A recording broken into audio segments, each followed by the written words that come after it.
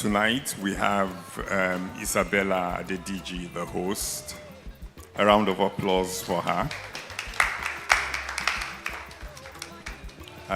In addition to Isabella, we have Ayomide Olufawo again. A round of applause. We also have Wega Oyedele, which is a good thing. And finally, we have Fela's first manager, Grandpa Bona, Mr. Benson Idonije, who has graced us with his presence this evening.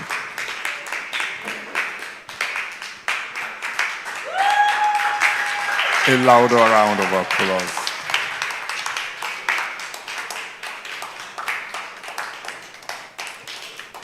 So that's Mr. Benson Idonije. He worked with Fela at NBC, the National Broadcasting Commission.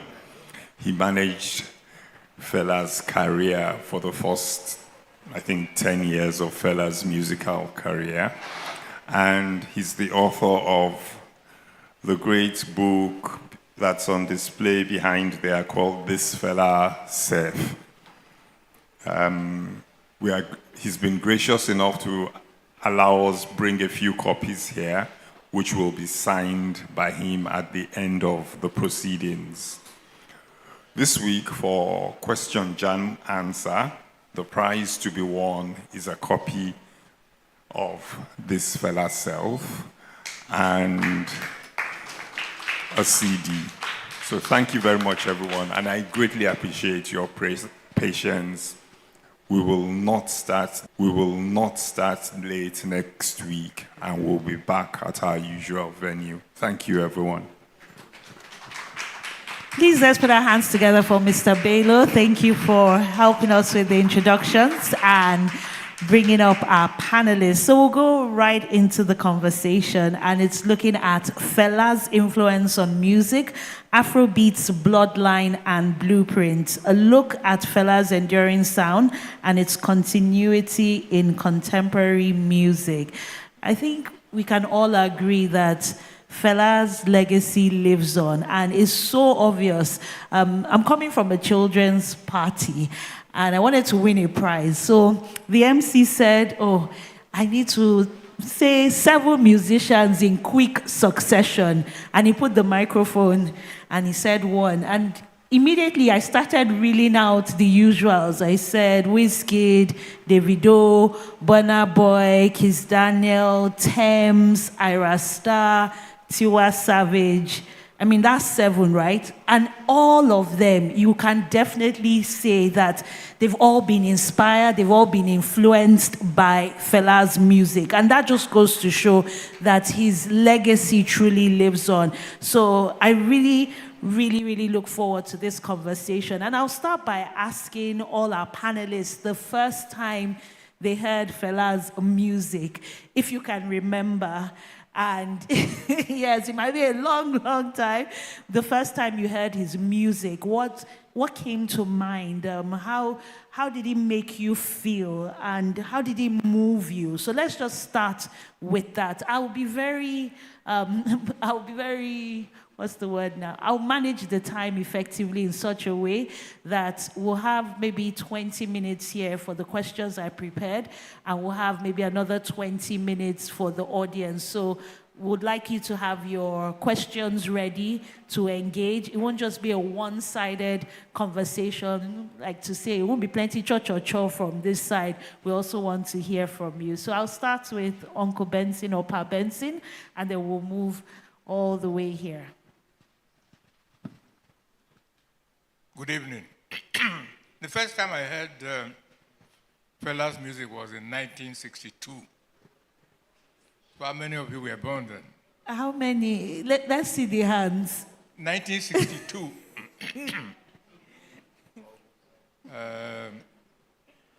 The music was played by his Kula Lobitos, the London version of the Kula Lobitos. I think he recorded them in 1961, but they were brought to Broadcasting House, Ikoyi, where I worked at that time for promotion in 1962 by the mother. The mother came in from Abeokuta to give the records to the director of programs. And the director brought her to the Gramophone Library, where I worked then for promotion. As a matter of fact, I was the only one most likely to play his type of high life music, because at that time, his music was jazz-oriented. So from 1962, the high life that he brought from London. But then he came as a jazz musician and began to play jazz until 1965, when the Nigerian version of the ANIKULAPO was formed, with the likes of Tony Allen, Ojo Keji, Baba Ani, whom you all know as eminent members. But the story is very long. I cannot, if I continue, the others won't have a chance to.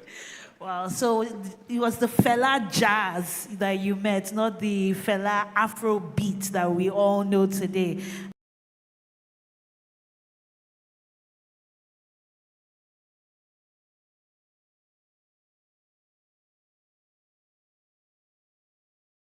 A long, long time, 62. Well, good evening, all. I think for me it was the 1971 album with Ginger Baker live. And there was the song that had Talon Sokwa Dudu Ti Ogesa, right? There was something we all kind of sang in school then, you know, that refrain. And in school, like when you say in school, on the assembly ground, you know, it was common. half-term. It was common to play Fela's beats on school desks and mimic that we were part of the band. You know. So, but this was St. Gregory's College, you know, which was supposed to be Ajebota or no Fela, but I think it was that. By 73, there was a rush of records, and you couldn't escape Fela's music again. And that Our Dudu riff, I actually used it decades later when I was producing for the Jazzo Records label. And I did a track then, our group Afrologic. That's also my brand name. And the title was Our Dudu, then in brackets, The Skin I'm In. So I think that the impact of that song still lived on till Afrologic was formed and even beyond. Amazing, truly an enduring legacy.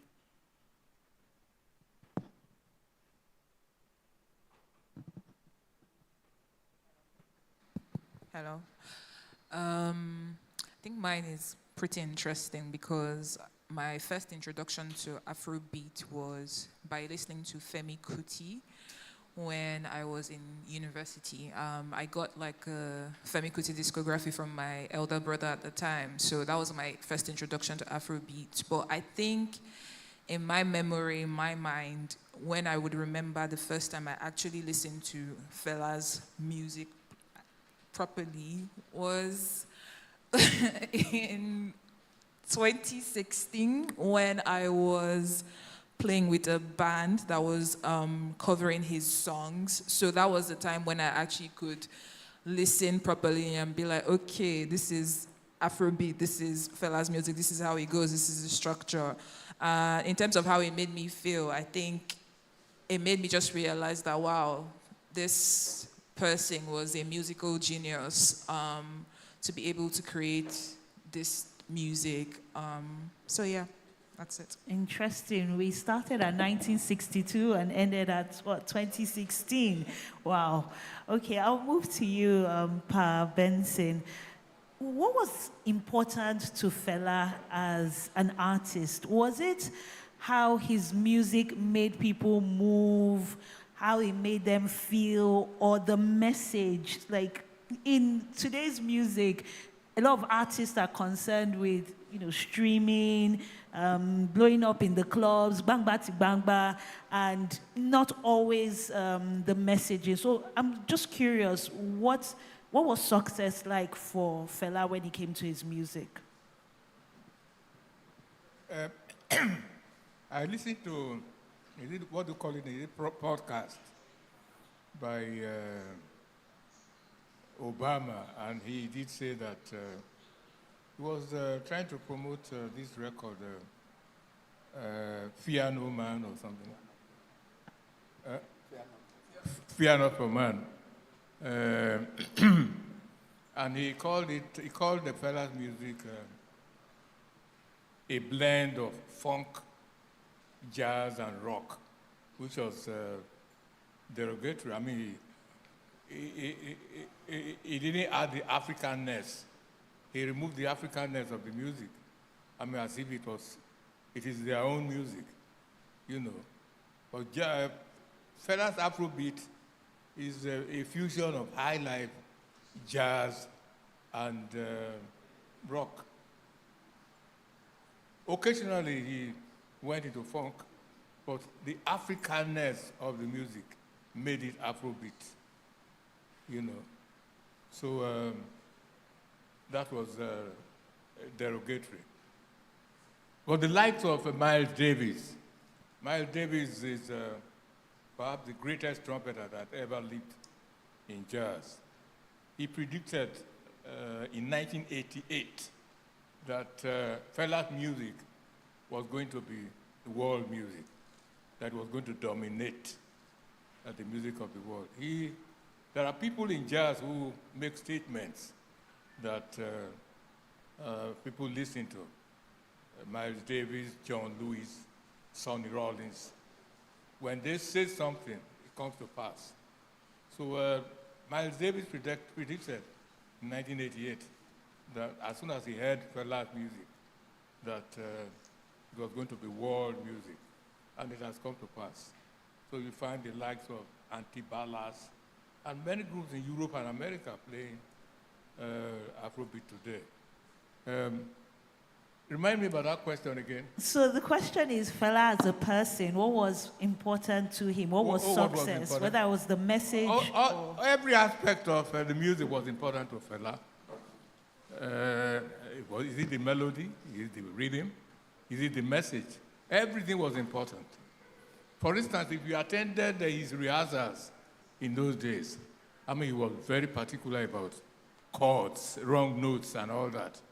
The likes of Tony Allen, for instance. If I tell you that he physically took the sticks and was playing the drums, you will say, is it true?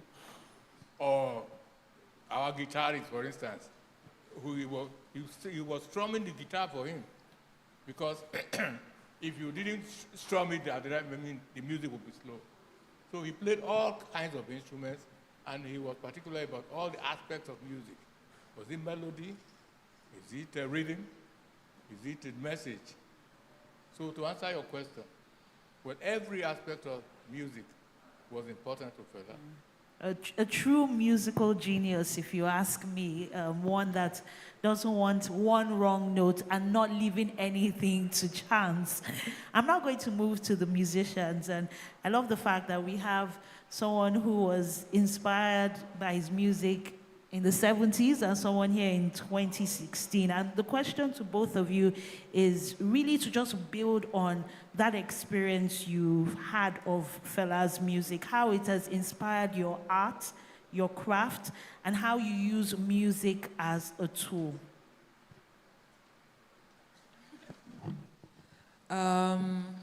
Okay. So, my experience with the music, like I said, was playing in a band, an Afrobeat cover band, where I played tenor guitar. In fact, one person that was in the band is here right now and hiding his face. And I used to fight a lot with him because I would play tenor guitar and he would be telling me, I'm not on time, I'm not on time. So we used to actually go back and forth on that. But for me, that experience was also the discipline aspect of it, knowing the fact that your action influences the action of the collective. So there was that. In terms of how I make music right now, I think the music, Fela's music still inspires me because I'm very much, I don't know if the word is fascinated, but I'm very much inspired by the structure of how he created his compositions. I'm very much aware of that. I like the fact that he would layer instruments in a specific way. And that's what, brings out that full sound where it's like, it's polyphonic in a way. And, something is happening here with the tenor guitar, another thing is happening there with the rhythm. The drums are doing its own thing, the bass is doing its own thing, but like everything is tied together, So I think that is really the thing I take away in that sense, the structure of the way he wrote the music and the phrasing, just the phrasing of how his music was produced and created. Yes. Thank you. Let me start from the end. In '93, there was an interesting scenario. I had a sampler, digital sampler, an archive. But I was a bit frustrated that there was not enough of that happening in the Nigerian scene, because to me, it would have been an easy way to capture things you probably couldn't do. You didn't have a band. And we had a group then called Africa Society.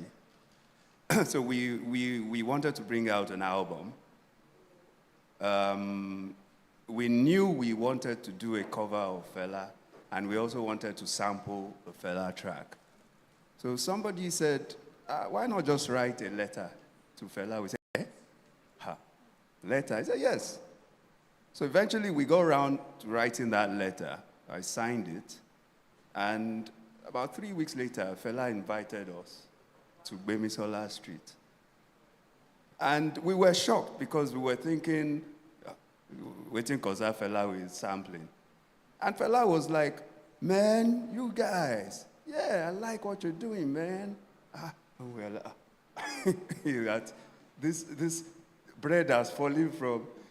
Then he invited us a second time again. We would sit in the sitting room as usual, and he always invited us on a comprehensive Saturday. So we would wait well.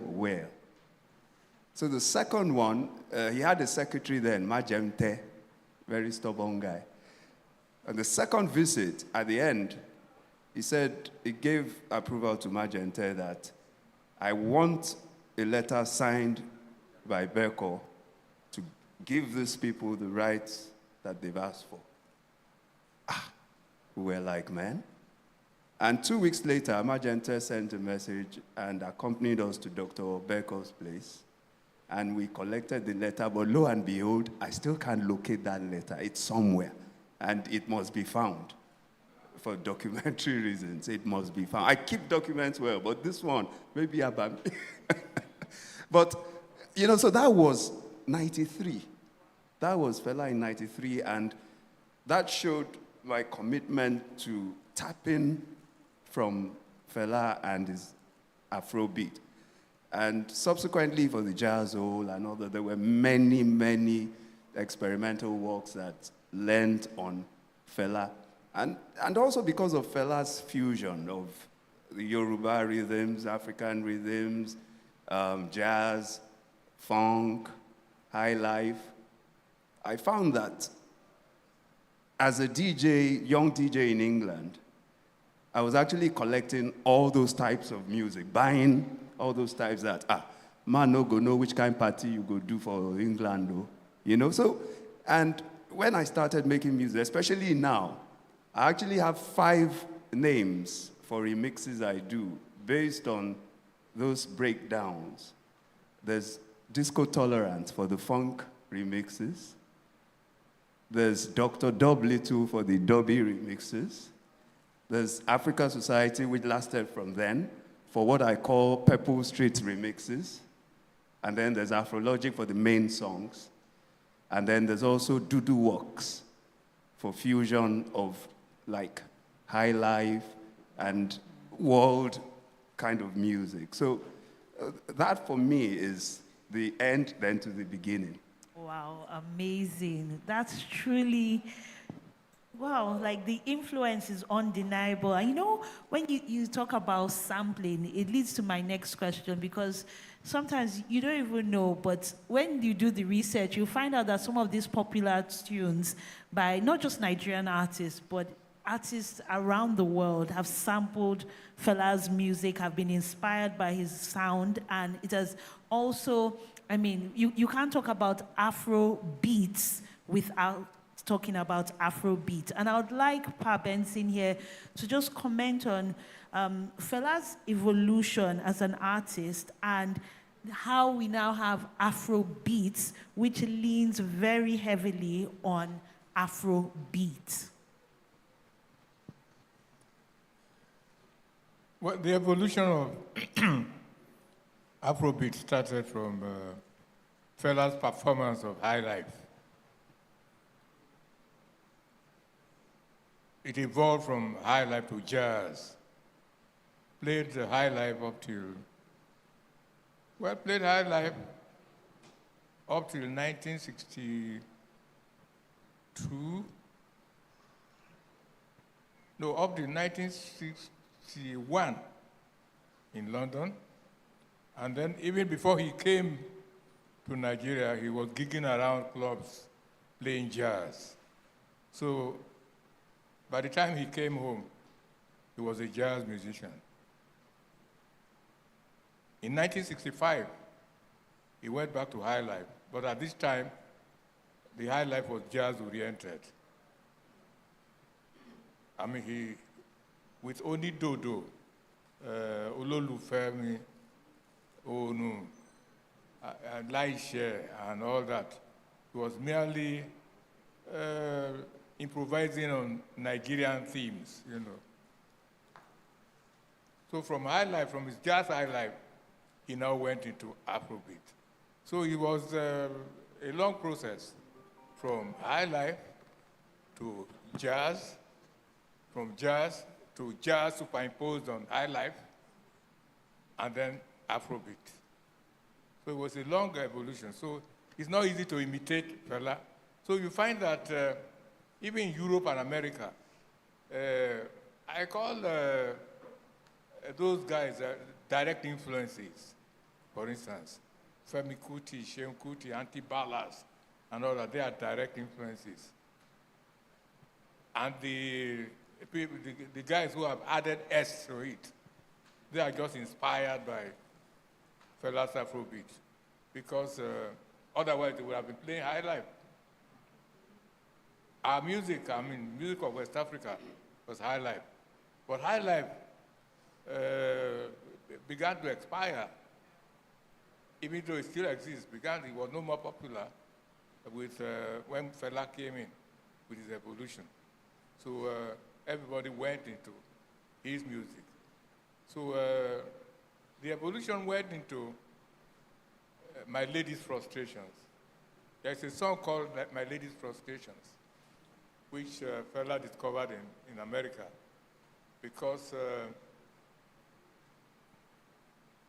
this was as a result of the fact that he was told his music was not African. Because he went to America in 1969 with his high life, jazz-oriented music. But even in America, the producers told him that the music was not African. You know? So he began to experiment in the process of discovering African music, and he stumbled into a song called My Lady's Frustrations. He was playing the song. We just went into it in a club and experimented on it. And the manager, everybody flipped and told him, oh, where did you get that song from, that kind of thing? So he knew that they had discovered African music. So My Lady's Frustrations started Afrobeat, as a matter of fact. But Afrobeat manifested itself in 1971 with John Koku. I mean, if you ever listen to John Koku, you find that everything is simplified. You know, the bass line is repetitive. The songs are simple and all that. So the evolution, the evolution even went into what he had first called classical African music in 1996, no, 1985, no, 1986, with Beast of No Nation. But he left it at African music. So, I mean, maybe you don't all know, by the time he died, he didn't admit that he was playing Afrobeat. He said he was playing African music in the sense that he wanted the music to be listened to, just like people listen to Handel, Chopin, and Handel and all that. I mean, he got to that level creatively, where people should just sit down, listen to his music with respect. Thank you. So far, so good? Yes, sir. Thank you. Wow, you took us on a history class. So my next question to the artist is on Fela's music. We have a woman and a man here. There was a panel I moderated some weeks ago, and the issue of gender came up. So I said, you know what, the next time I have this, I will definitely bring it up. So how do you relate to the lyrics that, to put it very mildly, are not gender friendly? And some have even said are very misogynistic.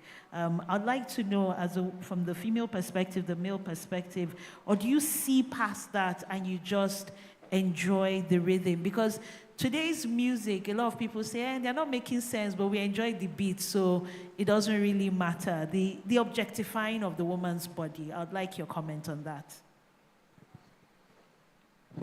Okay, this has also come up. This came up in a panel session, I think the one we had last on the lyrics, because we talked about some of the lyrics that were quite, misogynistic, or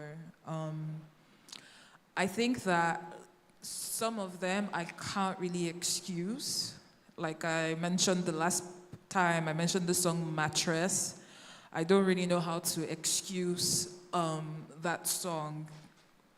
But for Lady, for example, I think that it was just him expressing his observations of the time, and that's how he wanted to express it.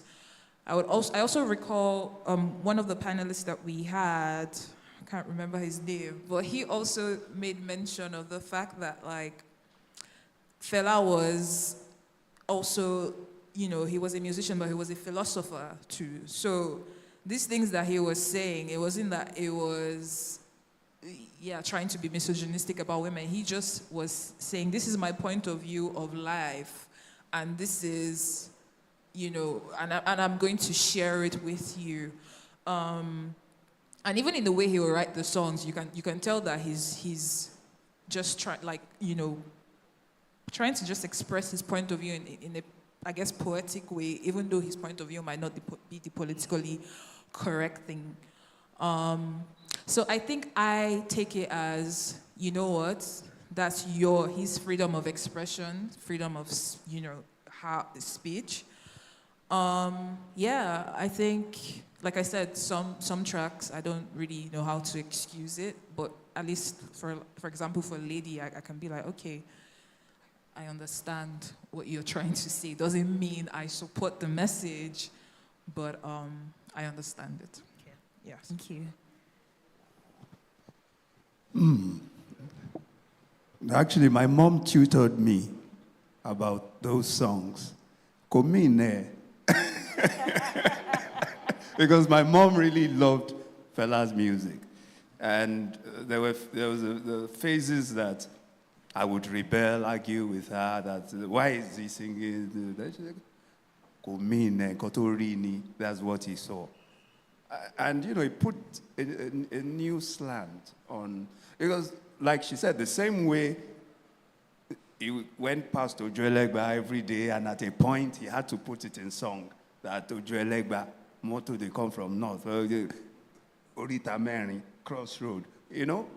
Same, he had to put that one in song too. So he was on the streets, and he had to document the streets. If there were radio edits then, like gangster rap edits now, there would have been radio edits, but sorry, they were long play. And the long plays allowed classical evolutions beyond reason, maybe sometimes, you know, but I don't know, it's all in the music. It's all in the music. So if I hear you correctly, your mom was okay with playing the music because she believed he didn't mean it, but you still spoke up against it. Yeah, but towards the 80s, I stopped arguing with my mom because apart from explaining that I didn't mean those things, the other thing she kept saying is that, Fela, you know? So she agreed with what he was saying. No, she was now talking about the broad message of Fela. And towards the 80s, that became more important for her in our discussions. She'd say, Shebi, I told you. You see, it has happened. That prophetic, you know, and that sealed everything, you know. Well, thank God the most controversial songs were not recorded towards his passage because that would have been another. Okay. I'm sure some here know the songs I mean. No need to mention the titles. Okay, I'll move to you, Pa Benson, and I'd like you to just address the last part of what you said in your last answer about Afrobeats. In your own view, and even as a journalist, how do you see Afrobeats fully building on what Fela wanted his music to represent, to communicate, and to preserve that African sound? Do you think Afrobeats has built on that? Or do you think maybe somewhere along the way they might be losing the plot and Fela will be in his grave, be like, maybe we need to take 3 steps backwards and go back to the drawing board? Yeah, to answer your question, I think Fela's vision, the music has been commercialized, over-commercialized as it is. Because, as I said before, you have direct influences and you have remote influences. The direct influences, the likes of Femi Kuti, Sheikh Kuti, Anti-Ballas. There are a lot of groups in Europe and America. There is a lady leading a band just now. She calls herself Fumilayo or something. These are the direct influences. Because Afrobeat, for instance, became political in terms of message. But you find that this generation of Afrobeat musicians, to which whose version S has been added,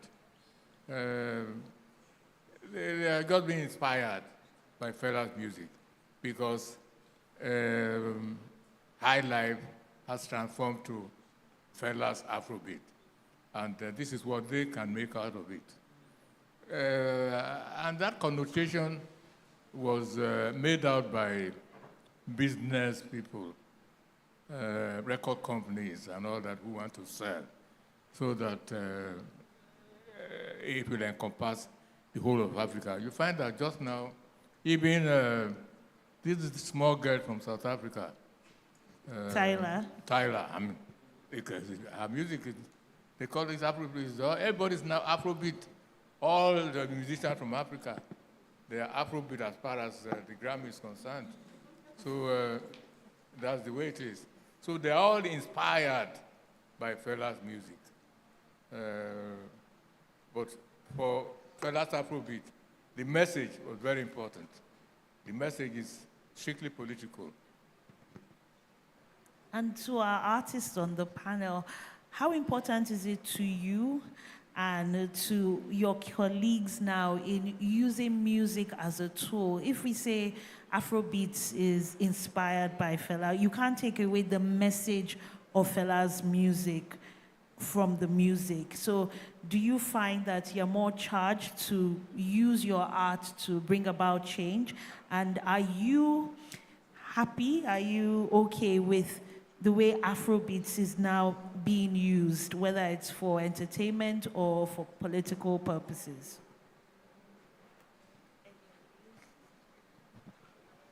The first worry for me was when I think it was a British DJ stroke journalist that coined the Afrobeats, that put the S in brackets then. And that was a worry for me. The Western global system has come, you know. And one remarkable thing about Fela was that unlike many of his peers, African artists, he didn't really stay for any length of time abroad. He was never signed to any global label or subsidiary. He did his pure thing here, and look at what it became. That's why we're all here. And because he knew, is that prophetic thing again? He knew the dangers of the global system, that all they look for are commodities, you know? So if they see a trend that's looking good, they will jump onto it. And they don't care much else about. It's the trendy message that moves as far as they're concerned, you know. And so people like us worldwide, we have that duty, you know. For example, there's a cassette interview I have, Kazara Jones did with Fela in '94 at Bemisola, and he gave me a copy of about 2-hour interview. And the things Fela said in those 2 hours, you can't even imagine the scope of the things he said. And till date, I've used excerpts from that tape because Kazara said, you'll use it for anything you want. I've done 3 songs with excerpts from those interviews. An interview. Wow. And I will do 10. Because the topics are like, the funniest one was that year there was a fire in Windsor Castle in England. It was all over CNN. There was like 200 fire vans gathered. Windsor. In that interview, Fela said, Femi, because Kazara Jones is actually Femi Sonyaolu. Femi, you saw the CNN, very aware man, Windsor Castle burning. You saw the fire vehicles trying to save Windsor Castle. He said, the real problem, they won't tell you, that they stole one flaming pot from Ife.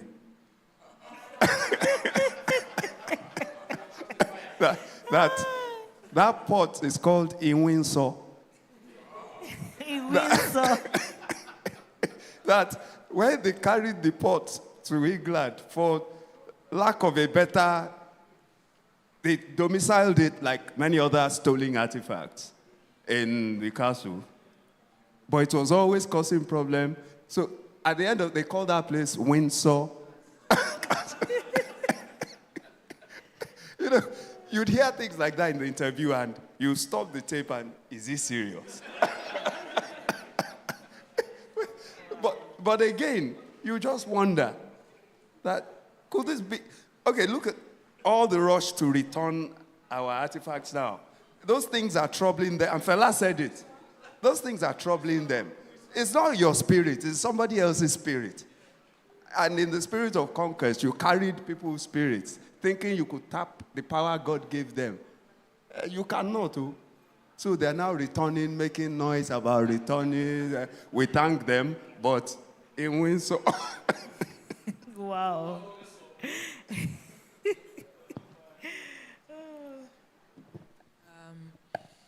Okay, so how did I feel about Afrobeats I remember also when I started hearing Afrobeats, I was also, I think once you've listened to Afrobeat and once you started hearing that Afrobeat, you kind of would turn your head a bit because you're like, it's not, it's not actually the same, music. But I think what I actually started to realize, like after a couple of years, was almost because the Nigerian African, because I think it's Afro pop, the music. I think there's Afro house, Afro pop, Yeah. Afro jazz. There's there's iterations of Afro beats in so many genres. Yes. And I think now it's that Afro house that's also reigning and Afro EDM. Like Yes, there is yes, that, we're actually. leaning because those streams have to come in. Yes. So That's actually essential. I was actually having a conversation about that today. But but back to Afrobeats, I was like, no, but this is Afro pop. This is music that like Two-Face, D'banj, all of these people have been making. Now that it's now global, you now need it's almost like you needed a name to call it that was familiar enough from what you've heard from Nigeria, and I think that's why Afrobeats came up. But what I noticed was, I think because of that, it made a lot of musicians that were coming out at the time now actually be like, okay, actually, the influence from Fela's music, I want it to be heard in my music. Because then so songs from Simi, that lady track that she samples like a lot of lines. Tiwa Savage's song 49.99. Remember, I listened to that 49.99 and I didn't even understand it. And I now looked into it and they're like, oh, she was referring to this Shuffling and Smiling song. I was like, oh, wow. Okay, now I can like this music. I can be like, yeah, Afrobeats, because now you guys are actually sampling his music. You're actually taking lines from his music, putting it in your own modern music. So yeah, I think that's my answer to that. I don't know if I answered the full question. yes, you did. Okay. And by mentioning these musicians, I'm guessing that you're happy that they are actually doing this. Yes. Yes. Definitely. Okay. I promised to take only 20 minutes, but I've added Jara and Fisi. So I'm going to open it up for questions, comments. I knew your hand was going to go up. Sorry, I'd just like to add to something Uncle Benson said about the Grammys. Yes, some years ago, I think they almost fell into the trap of tagging Afrobeats as a category. But I think there was a fight back from many concerned parties about Fela's Afrobeat and all other Afrobeat bands worldwide. I think there was an application put in to the Grammy board that Afrobeat should be a category on its own. I think that's when they started transforming the title of those genres. I think at the time they called it urban music. Then the last two Grammys, global music. So I think they've kind of stripped away the Afrobeats. Hopefully, they will welcome Afrobeat as a genre later. Yeah. And I think that's why conversations like this are super important, and the work that people like Pa Benson does with journalism, with documentation, with his book, and having all of this properly documented so that somebody abroad who just wants to commodify what is precious and sacred to us doesn't just get away with it because we haven't done the homework of putting out the right information. So I'm going to open up the floor for questions. I already saw from Mr. Ter, from Uncle. Okay.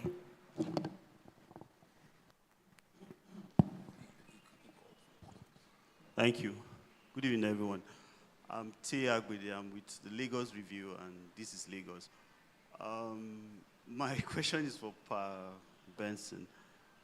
You said his mom, Fela's mom, brought his record to the studio for you to play. You know, I thought the young man was supposed to study medicine, and his parents didn't like the idea that he was doing music. And this is the first time I've heard this, so I'd like you to elaborate more on that.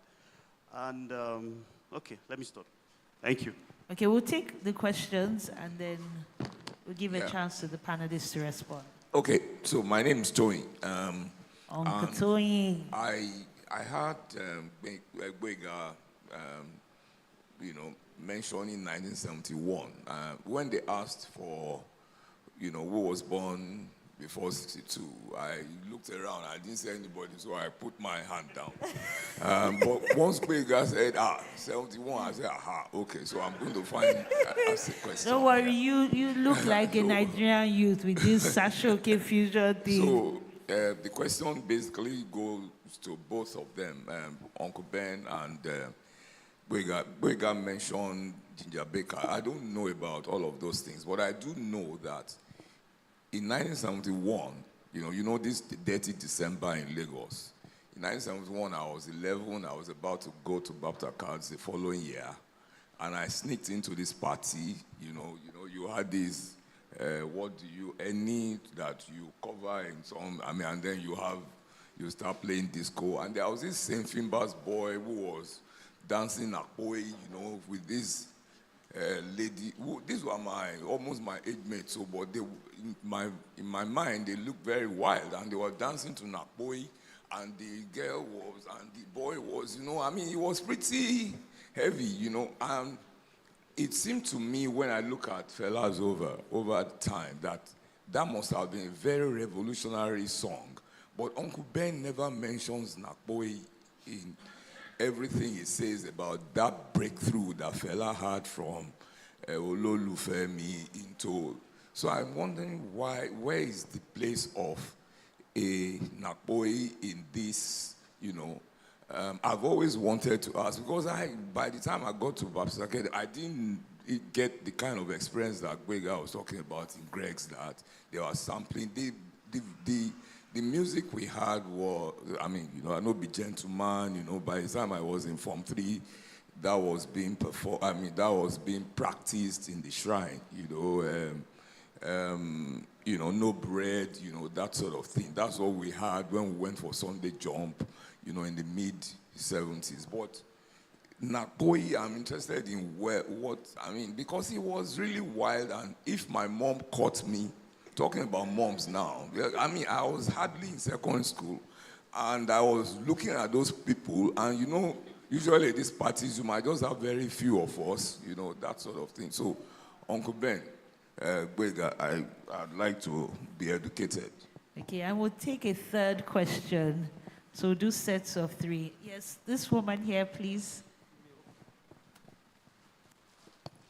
Okay, I'm not asking a question. I just can I put a spotlight on something?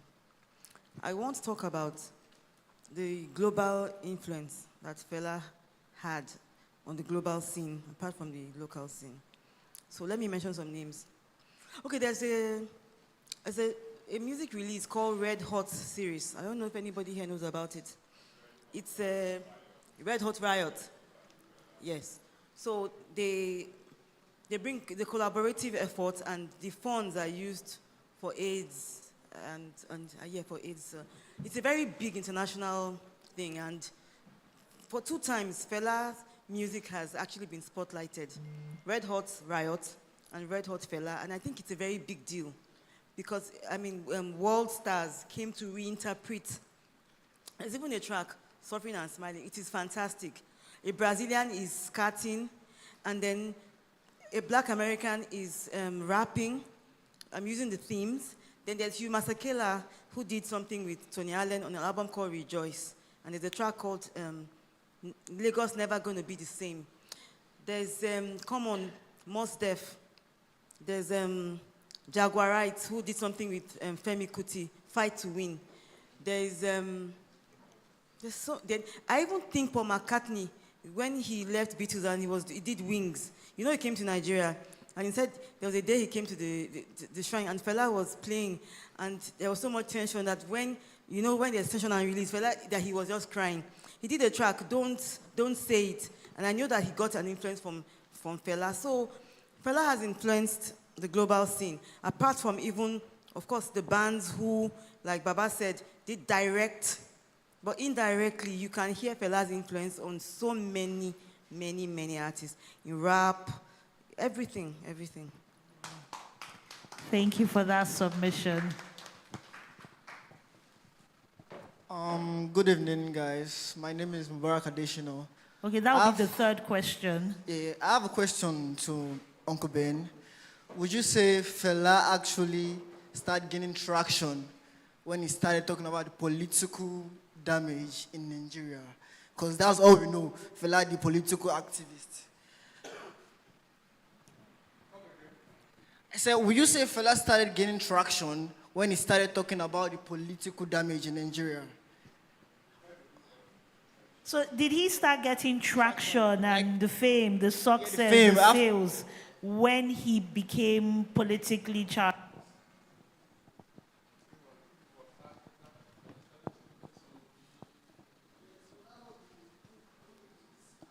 Let me address Nakoi.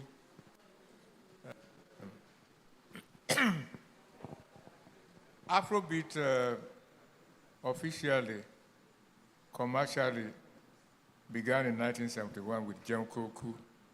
Then it went to Gentleman, Lady, and all that. But eventually came Nakoi. Nakoi was, then we had John, King John, Nakoi in the same, that kind of region. You know the message now. Is it the message that you or the rhythm?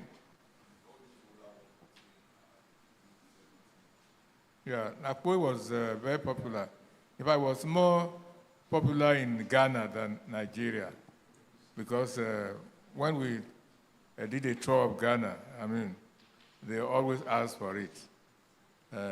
Because then, this lady, Dele Ohenhe, there's a girl called Dele Ohenhe who was dancing with the band at the time from the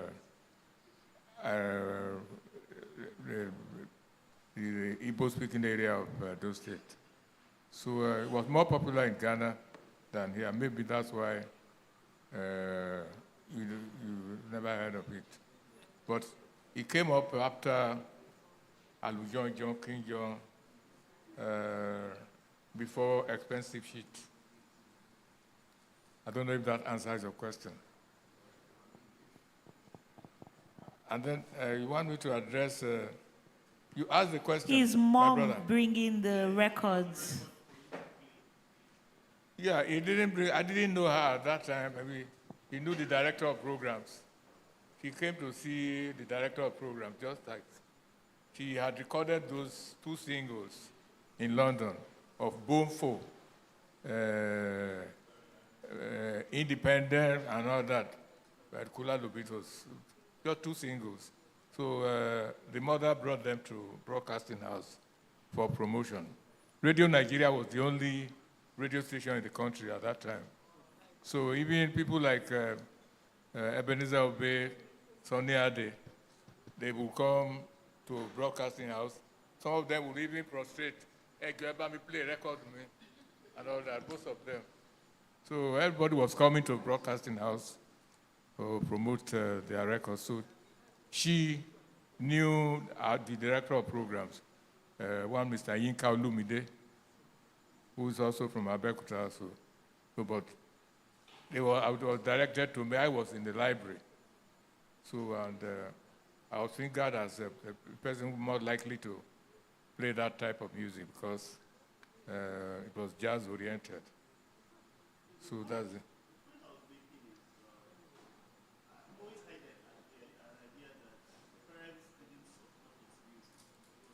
Oh, they supported his music. I mean, why not? The mother helped to promote his music. They sent him to England to do music. He didn't study medicine. No. No, he couldn't. He couldn't. If you see that his results, his school certificate, do you see his results, his school certificate? He couldn't make anything, not for medicine. Wow. We've always believed he went... Before he left here, I mean, he knew he was going to do music.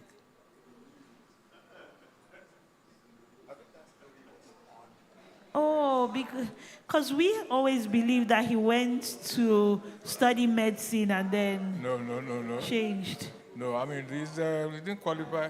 The results, if you see the results, I have the results in the WAEC results. I mean, they didn't qualify for medicine. So are you saying that he didn't really do well in his sciences? Is that what you're saying? Did he fail physics and No, chemistry? he didn't fail.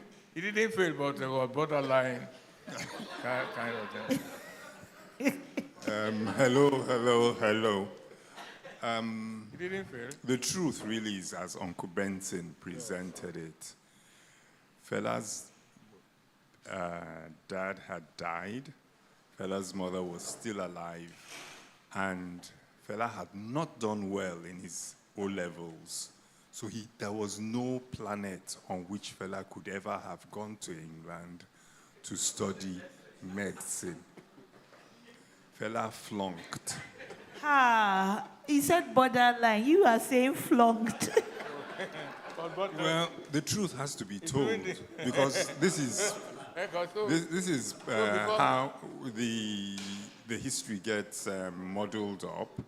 But just if you look at the fact that Becker, who was his younger brother, No, Becker was qualified, yes. had passed his own exams and had gone to England.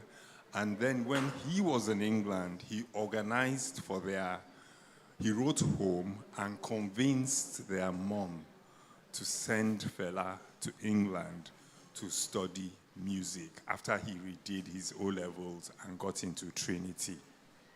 Wow. So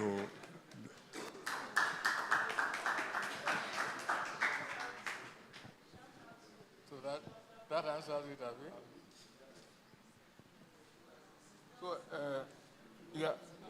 So, your question has not been addressed. What exactly are you asking about? There was a question on, was it when Fela started using his music for politics that he became very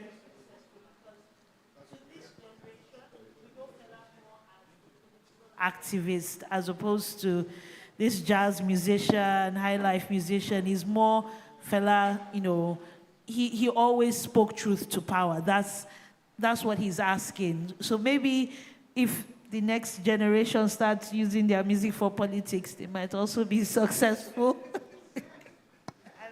I don't think so, because if we look at the earliest global influences, for example, all the major international stars that happened to be in Lagos at one point or the other, from the late 60s to the 70s. She mentioned Paul McCartney. James Brown was on a West African tour, I think 1970. And naturally, they had to come to Lagos because of this Fela self that they were hearing about. And that is well documented because at the club, there's a photograph I've seen somewhere of Bootsy Collins, who was the bass player for James Brown's band, and Clyde Stubblefield, the drummer, probably the most sampled drummer in the world. Both of them were standing by Tony Allen during the show. And later, Bootsy said, "Man, we were studying the fucking beat, man." And obviously, Fela and James Brown kind of influenced each other, very similar. And it was before that trip that James Brown shifted position a bit. I think it was 1965, Say It Loud, I'm Black and Proud. Before that, he was doing Fine Hair and entertaining the whites. But I think some messages got through to him about blackism and things. And that's why he came to Africa. And most of those trips were Lagos, Accra, for all those artists. Even Hugh Masekela. Then later in the 80s, from 77, the Festac year was also a landmark year for visiting artists. A lot of them would leave the Festac quarters on a free day and go to the shrine. James Brown was 68. So just shortly after he did Say It Loud, I'm Black, I'm Proud, you know. So I don't think, in fact, Uncle Benson will testify, many of the controversial songs were banned on NBC anyway for broadcast. It's not all the songs that NBC allowed to be played. So is Fela's appeal to the world started a long time ago, like I mentioned, with all those visiting artists, not to mention Roy Ayers, the American jazz musician that stayed about a month or so with Fela, and they recorded an album together in '81, Music of Many Colors, which had the track Africa Center of the World, and 2000, Blacks Got to Be Free. And 2 years later, Roy Ayers did a solo album of his own called Africa Center of the World. Even one of the backing vocalists was KUTI on that album. Very interesting album. And later in '83, Roy Ayers did another track, Black Family. You could swear, listening to that song, you could swear you were in the shrine. Everything was like Fela, even the, you know, so, no, Fela's influence had started a long time ago. Okay. Would you like to comment on what Uncle Toyin said about Zakwe? About? Nakwe.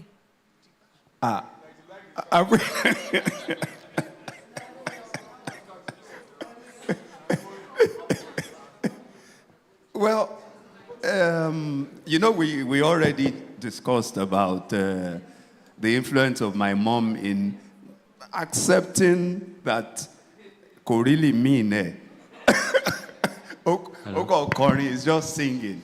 So that tempered, you know, the whole thing. Of course, we were all kind of like you. We were all, man, now wow, this is heavy, man, you know. But like I said, there was no radio edits. So the documentation had to be real. And I guess no apologies from Abba Mieda. That was one phase. Before that, he had done a song like one of his most Latin-influenced songs ever, Ololufemi. If you closed your eyes, you could think you were in Cuba or something listening to that song. And a lot of the tracks then, like the high life, jazz, Afrobeat fusions, well, love stories. You know, there were love stories. Many of the tracks, Obe, you know. So it was just another phase of documentation, you know. So don't be alarmed again. Okay, do we have any more questions? Okay, I will get a microphone to you.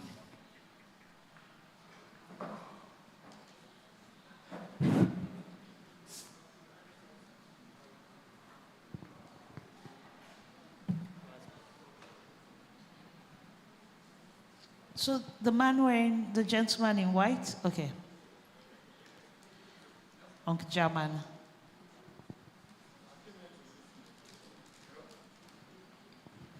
Hello. To seek clarification from Paidonije. When B. Bandele was doing a documentary for BBC 4, you know, we're in Odion Roje's house in Festac, and you were there too. And Odion said something about Jian Koko. That was introduction of the double conga, which he, as a producer, had to advise should be added to the music. I know you didn't make a comment because it was after your own interview had been done. It was in his house in Festac there. So I wanted to find out if, because we didn't clarify that, but you went into the documentary that's still currently on BBC 4, that was the double conga that actually changed the trajectory.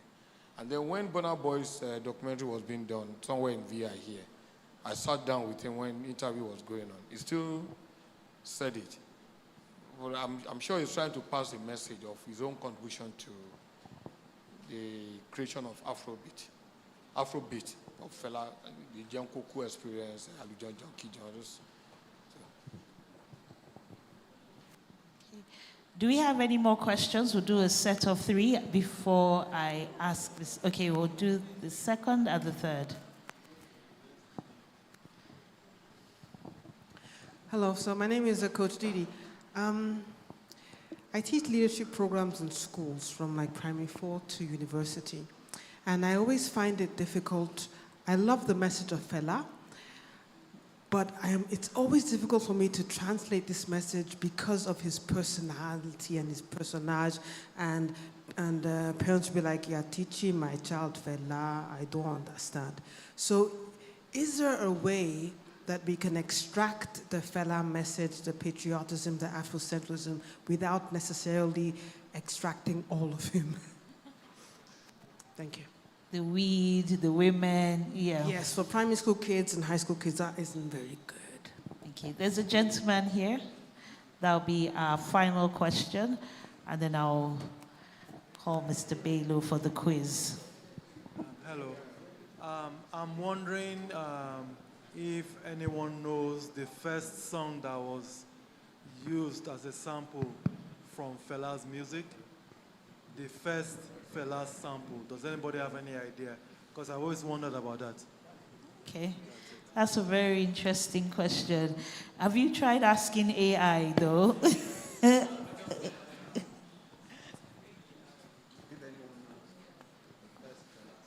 Yes. I'm not sure anybody knows the first Fela sample, but I'll tell you one thing. The first global Fela cover was a 7-inch single by a Colombian band leader and singer called Uganda, Kenya, but actually Colombian. And they titled it Shakalode. It was actually their own version of Shakara. That was 1975 from Colombia. But that was a cover. As for samples, I don't think we can ever know the first, because I mentioned my frustration with trying to sample in Niger. But of course, abroad, sampling had already gone far. So there were probably many tracks that sampled Fela that got under the radar here. Even for me as a DJ in England, probably the one thing that excited me was one of the clubs in London, the Niger clubs, Gulliver's. The first day the female DJ, Oyibo DJ, played ITT on the dance floor. That was one of the days I knew that this thing has gone, man. In Gulliver's nightclub in London, ITT. You know, so we can't place the marker on the sampling thing at all, you know. So anyone who wants to attempt the question on teaching... Just a minute. Okay. There's a major sampling that made Fela popular all over Africa, all over the world. It's the rhythm of Beast of No Nation, done for a project by Branford Marsalis. That made him popular all over the world. This was Buckshot. Thank you very much. With Maya Angelou's voice. Okay, there was a question on how you can teach Fela's message to primary school, secondary school students and leave out some of the other parts of Fela's personality that might not just go well with parents who are watching out for their kids. Anyone can take it? Well, like I said, Fela's different decades, there was no real radio edits in Niger. But because I also present on radio, on Classic FM, and do basically what people call the Afrobeat show, I've done radio edits of many Fela records for Classic FM. And that's because I know the songs, and I know where to either reverse, then you don't know what you're hearing again. But if you know the song, you'll smile. Or cut out bars, but on time and in flow with the music. So where maybe some names are mentioned that the radio station might be sent a letter, you know, cut out. So that's basically what we need, proper radio edits. But you have to know the songs inside out, which is also what helped me with a series of Felabration remixes I've done over the years, about 8 of them, the Felabration theme songs. 8 different years, different modes, different, and you can't use the full length of the songs.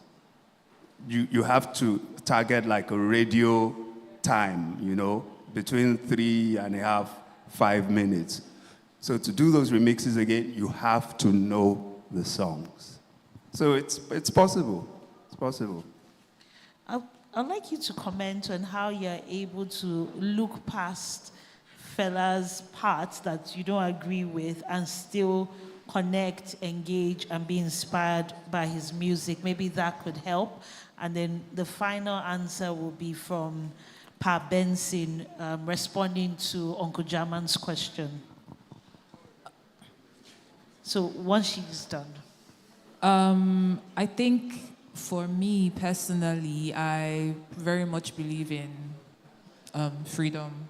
Everybody has a choice on how they want to live their lives and what works for them. I don't really have any judgment, and it doesn't, as long as, he wasn't doing anything that was harmful to anybody. He was not, he was doing his music. He was enjoying his life in the way he wanted to. So, I don't think that it's something for me that I think of that I have to look past. It's just something that I see that, okay, that's just a part of his humanity, and I can still enjoy the music because, like I said, I don't think he did anything that was outrightly like, oh no, like you've hurt so many people, or you know. So yeah, that's what I would say. Yeah, his humanity. I like that. Perfection is not achievable, so why should we expect that when we ourselves are imperfect? So I think that's a big lesson for everyone. And the final question is to Uncle Benson, Pa Benson, about this documentary. Uncle Jaman was asking for your comment on it. Uncle Jaman, do you mind just landing on the question again for...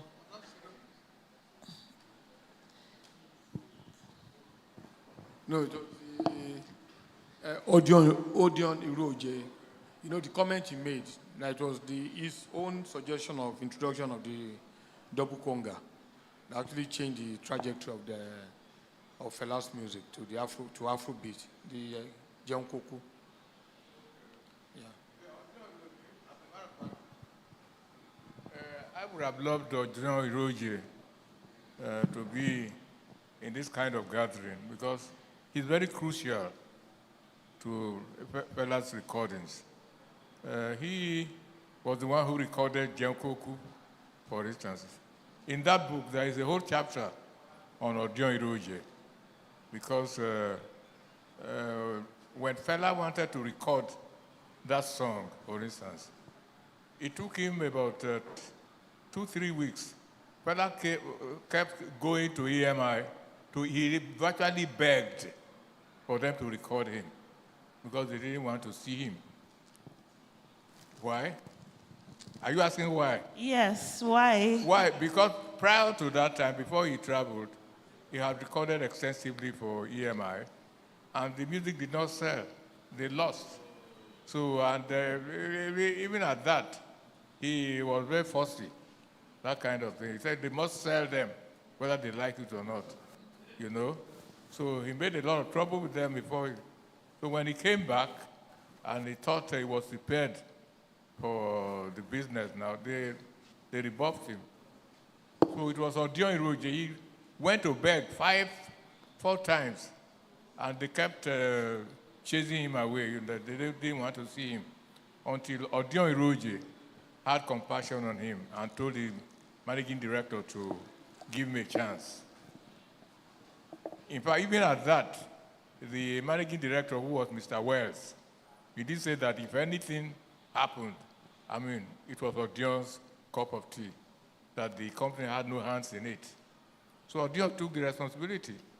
And to 2 days after, they went to the studio, and even before they agreed to record him, he did say that he did not want any money. He didn't, no strings should be attached.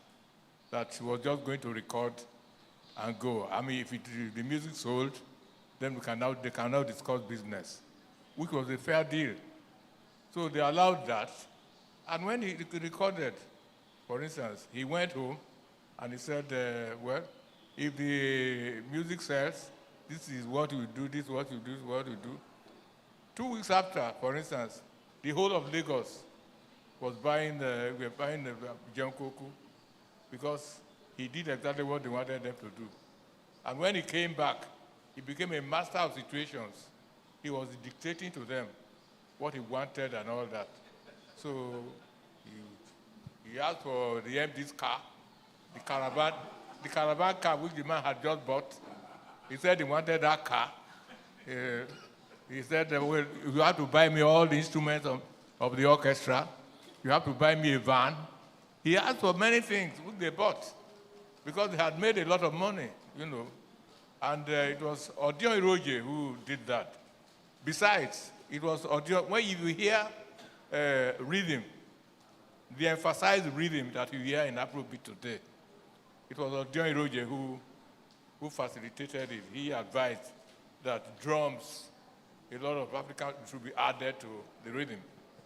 He even virtually bought 2 congas for the band. So he's a man that should be at this kind of forum.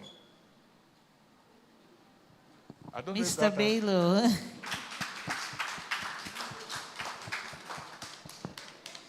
So are we going to get him for one of the talks?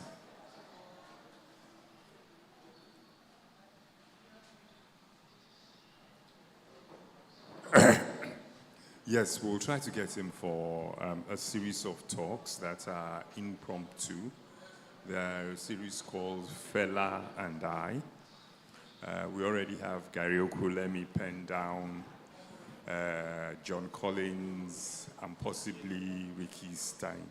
So I'd like to thank all of you for taking the time out this Saturday. I would like to thank the panel. I would most especially like to thank Uncle Benson for being worried out of his residence on this Saturday.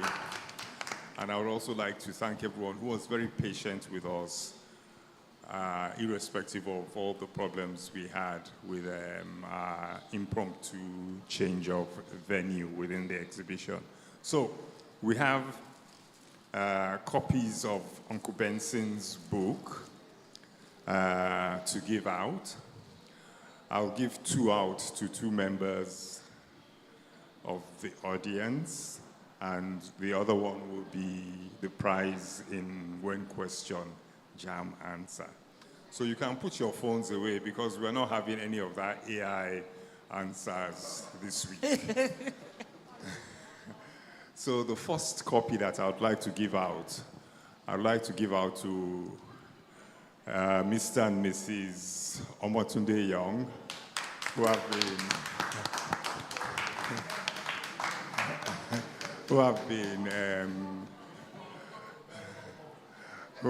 been attending, and we greatly appreciate their presence.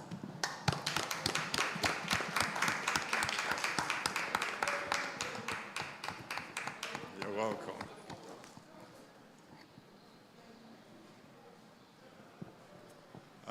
The second copy I would like to give to someone who has been here twice, who is not related to any of the panelists, or who has not been on a panel before. And I looked through the room. A few of the people who have been here more than once, who have been here twice, are not in the room anymore. So, hey, that's their bad luck. And the other person is Ms. Kazim.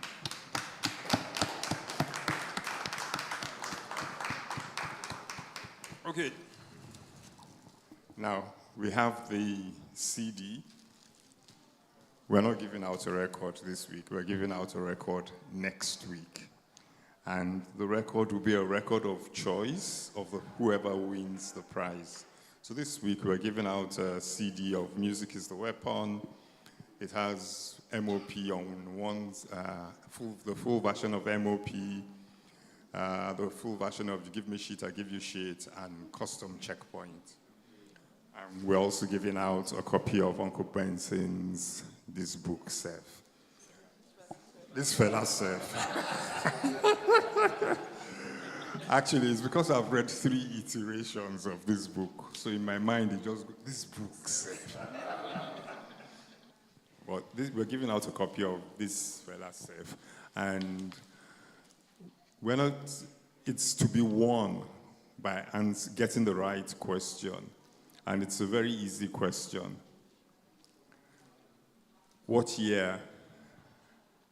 In what year did Ayomide Olufawo say she encountered Fela's music for the first time?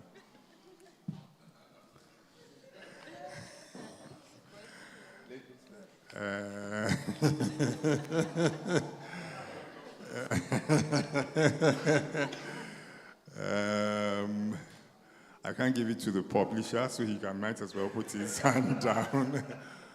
I can't give it to Mrs. Oyedele. She's been a panelist. And there's someone at the back there who looks like he's from the Celebration Organizing Committee, so he can't. He should just sit down.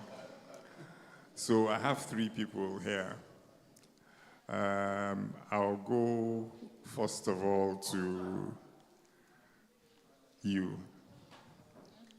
What year? Wow. I was right.